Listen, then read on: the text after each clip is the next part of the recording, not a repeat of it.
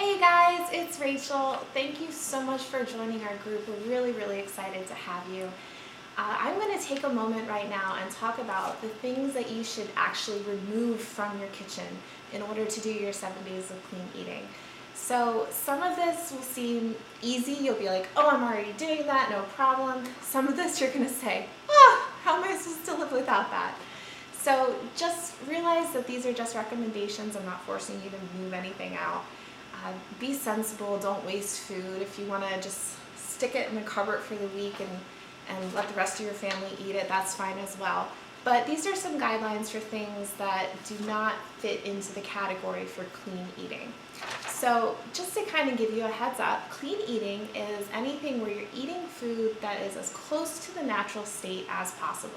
So this means if you take a look at cereal, for instance, some cereal is going to look just like oats. It's a granola. It looks like you see the raisins, you see the nuts. It's fairly close to what it started out as. Some cereal, like Fruit Loops, I've never seen a Fruit Loop growing from a tree. It just is completely processed and really not very good for you. So again, going along those ideas, these are some guidelines that are going to help you clean out your kitchen for the week. Okay, I'm going to look for my sheet. If you'd like to get a printout of this, we actually have it in the documents section for the group, so you can look through and see everything that I'm talking about right now and all the examples. But we're going to start with beverages. Okay, so for your beverages, think about anything that you're drinking that comes in a bottle already mixed together. It has tons of sugar in it. This is going to be things like your juices, your bottled teas. Soda is a really big one. Starbucks drinks, not all of them, but a lot of them are really unhealthy for you with all of the additives that they have. They have a lot of sugar, and a lot of these drinks are going to have a lot of preservatives and just kind of nasty stuff in it. So take a look at what you're drinking. Really try to stick to water. Brew your own home tea. Buy the tea bags and brew it. You can make iced tea, or you can make hot tea. You can make different flavors there. Use fresh fruit, make your own juices. You can put fruit into water and infuse the water with that juice flavor. It's really delicious. And if you really need a carbonation fix, something that I really enjoy is just using seltzer water. Just plain seltzer water with some fruit added to it, or sometimes you can find flavored seltzer water.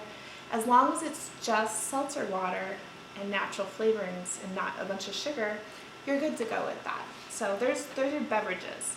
For your bread items, you want to get rid of a lot of those processed things that you would eat for breakfast. So this is going to include things like bagels and toasted strudels and Pop-Tarts. Oh my gosh, I used to love Pop-Tarts, but you can't eat them anymore. If you're going to eat bread, really try to stick to whole wheat type or whole grain breads. But really, any bread product is going to be processed. So you want to try to avoid those as much as possible. Going into the meats, oh my gosh, hot dogs, chicken nuggets, really processed meats. All of these things have tons of additives and extra salt in them. So, keep those to a minimum. If you're going to be eating meat, I love meat. I'm not a vegetarian. It's okay if you are. But really try to buy organic meat that is free of hormones and free of antibiotics that are going to really affect your body.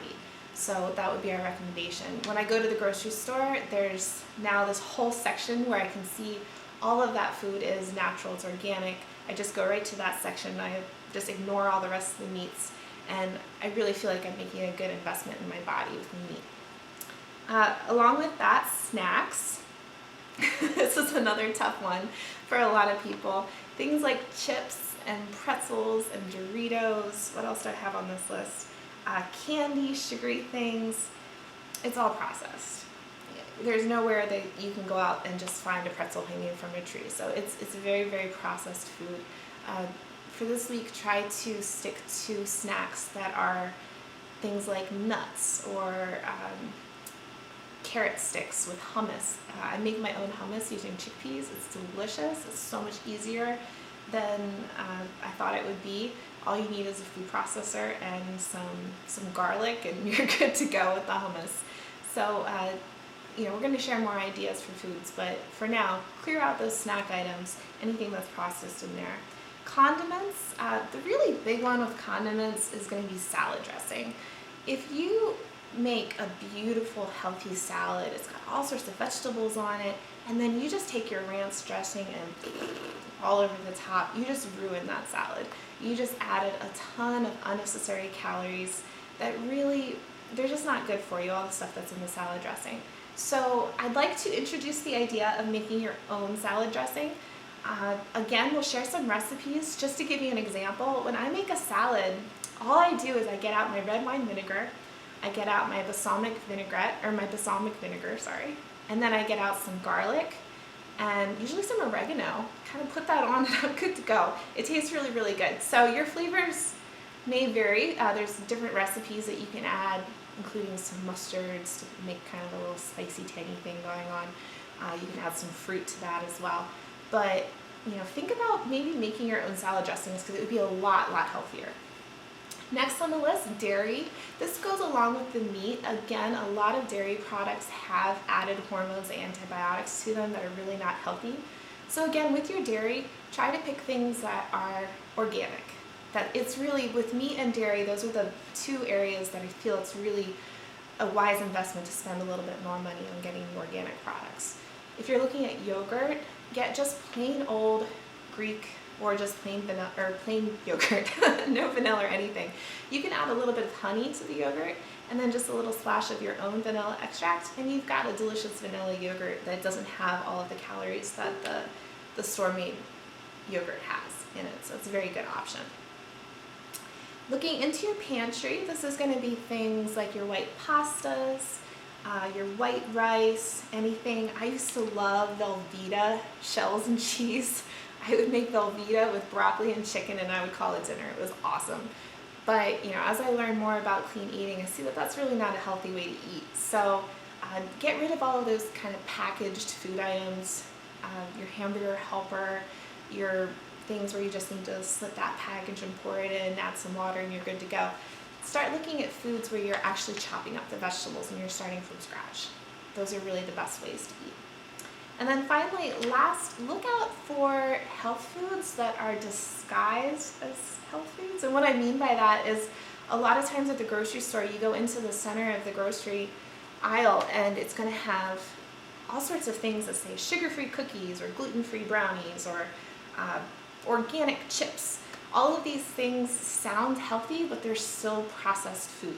They're still going to have tons of additives and gross stuff in them. And it's much better to start with food that's in its natural state. So when you go to the grocery store, if you stick to those outer edges, that's usually where you're going to find your fresh produce, your fresh meats, your fresh dairy, and those are going to be the best things to eat. When you go into the center of the grocery store, that's where you often find a lot of the processed foods. So just kind of an idea next time you go shopping. So there are some tips to help you clean out your kitchen. Thank you again for joining us. Like I said, Susan and I are going to be sharing more recipes, more ideas. We have a shopping guide that's coming. It's going to give you a full grocery list of what you could buy. So there's lots of stuff coming this week. Please stay tuned, and thank you again so much for joining us. Bye guys.